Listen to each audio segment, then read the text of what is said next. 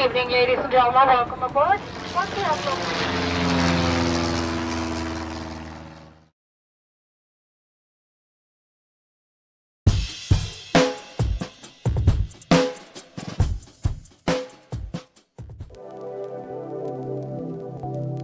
So the wood that makes up the entire project is poplar, which is popular in my shop because it is really easy to work with and it paints up very nice. I start off by breaking down the wood with my jigsaw, allowing just enough to compensate for the snipe that my planer leaves. Now, if you don't have a planer, many of the big box stores carry poplar or even pine if you want to use that. That's good on all sides, so you're covered that way. A track saw is a super handy tool to have in the shop. I'm using it here to clean up one edge of the poplar board. Then it's off to my table saw to rip the wings down to size.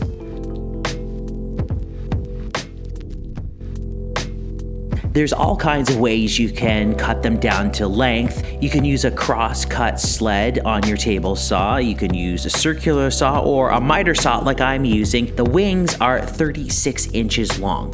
To get the shape I want on the wings, what I do is measure over 12 inches and down 2. I connect the dots by using my straight edge. Now it's back to the track saw and cut on those lines I just marked with my straight edge.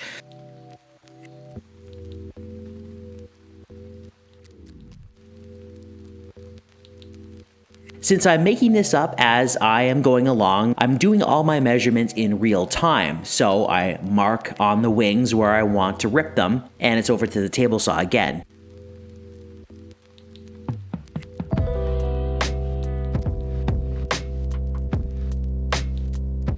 The two middle supports are on a 12-degree angle.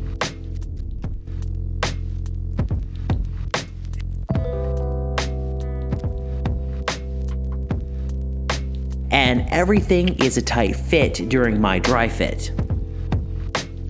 Now I'm just marking where I want the spacers to go in between the wings and getting some pilot holes drilled for some screws. Sanding definitely is not that fun. Ask any woodworker out there, but a pre-sand saves a ton of time. As for assembly, well, it's all about glue and screws with this project. If you like what you're seeing so far, hit that thumbs up button and subscribe for more great content.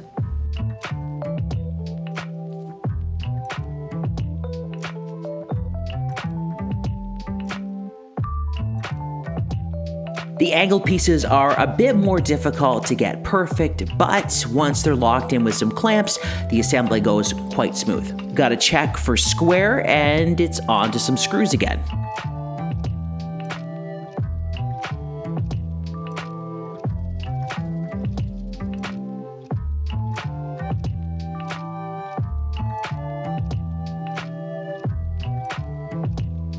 I use my CNC machine to cut out the wheels, the propellers, and all the accessories for the plane, but you can also do this with a bandsaw, a scroll saw, a jigsaw, whatever you prefer.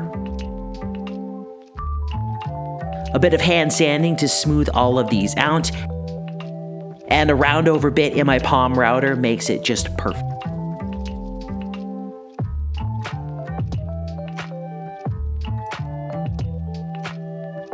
It's jig time now. This one is to make an accurate taper on the pieces that hold the wheels in place.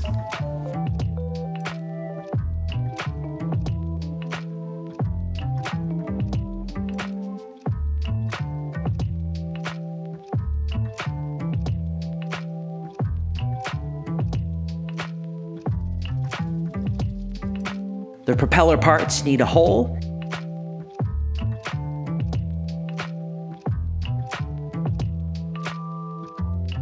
And it's time for some final sanding. Onto the spray painting now. I use various colors with this one. Use whatever you like. These ones were chosen by my client. And one tip I have for you is to use double-sided tape to hold these small pieces down.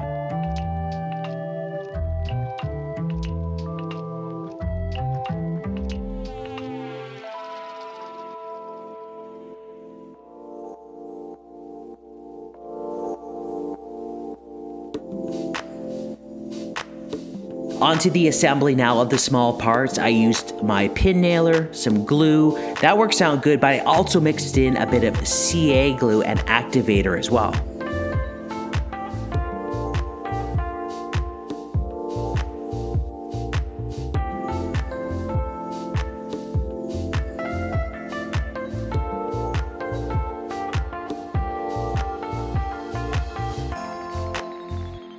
Now onto the propeller assembly and the propeller itself.